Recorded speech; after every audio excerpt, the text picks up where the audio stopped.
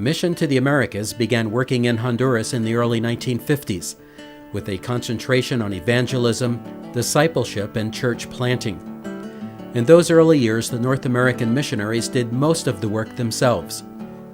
In 1967, George Patterson introduced leadership training and church planting by extension. The missionaries' efforts could be multiplied by using the principles of 2 Timothy 2:2. And the things you have heard me say in the presence of many witnesses, entrust to reliable men who will also be qualified to teach others.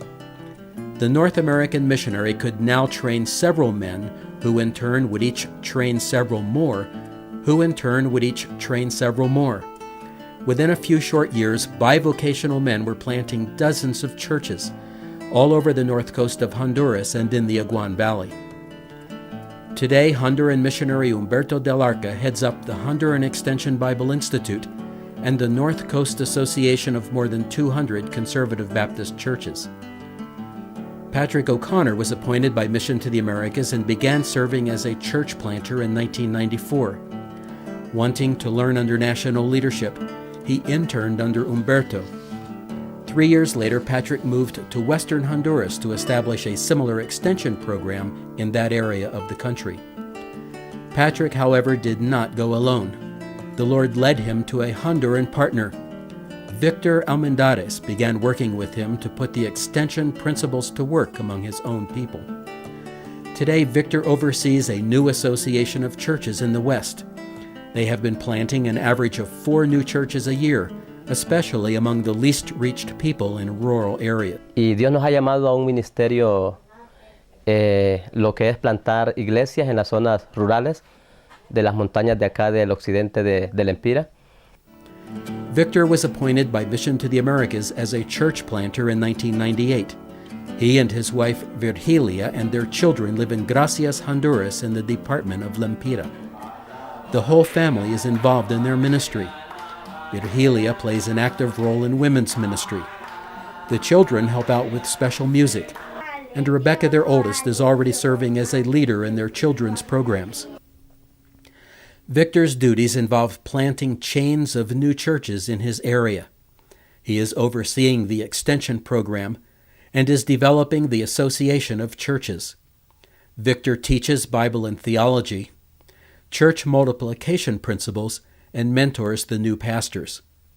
Pues sí, en el trabajo de plantar las iglesias en la zona de los Campos Blancos, pues primero es haciendo discípulos y después que el discípulo se reproduzca y el discípulo en su comunidad pues puede buscar otra comunidad para llevar el evangelio y hacer la cadena de iglesias con el fin o con la visión de plantar una iglesia en cada comunidad donde no hay, a través de cada discípulo que hay en cada comunidad que ya existe, y de esa manera se va extendiendo lo que es las cadenas de iglesias.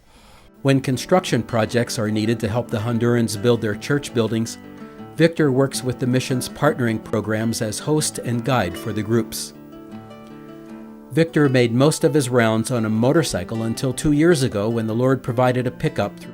The pickup was later traded in for a 4-wheel drive extended cab truck to better negotiate the country roads and the many rivers that often block the way. Victor and Virgilia are much loved by the people they work with, from Camalote, Campuca, to Consolaca, to Sarzal, to Gracias. People share their testimonies about how they met the Lord through their ministry. Mi hermano Dionisio Pineda es el pastor y a la misma vez es el presidente de la Asociación de Pastores Regionales entre Lempira y Copán, y es supervisor de las iglesias Bautista Conservadora Misión en las Américas acá en el occidente. Amén. Bueno, yo creo que este fue un proyecto de Dios. Dios usó a nuestro hermano Víctor, ¿verdad? Él vino como misionero a Gracias. Él estaba orando para poder entrar a esta zona. Una de las cosas fue que llegaron allá a mi casa, ganaron a mi esposa para Cristo en esa visita, pero no a mí. Entonces después un hermano que se quedó encargado como para estar visitando esta zona, volvió y él pues me encontró ahí en la casa tomando chicha, le decimos nosotros, algo, una bebida embriagante. Y la verdad fue que empezó a hablarme del amor de Dios y eso me impactó tanto. Me empezó a hablar que Jesús había muerto por mí en la cruz del Calvario. Y en un momento yo me oponía, pero sentí que la gloria de Dios vino sobre.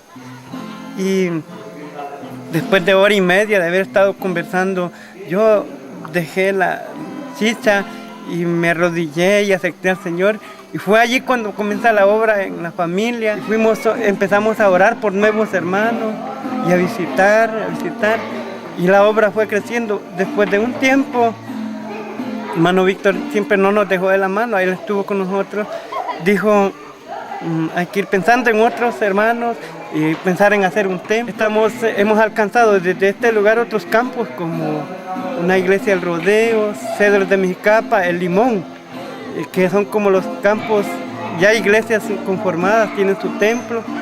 Ahorita para este nuevo año tenemos la visión de entrar a otras aldeas que no hay iglesias evangélicas. Así que hasta este día, pues, aquí estamos, gracias a Dios.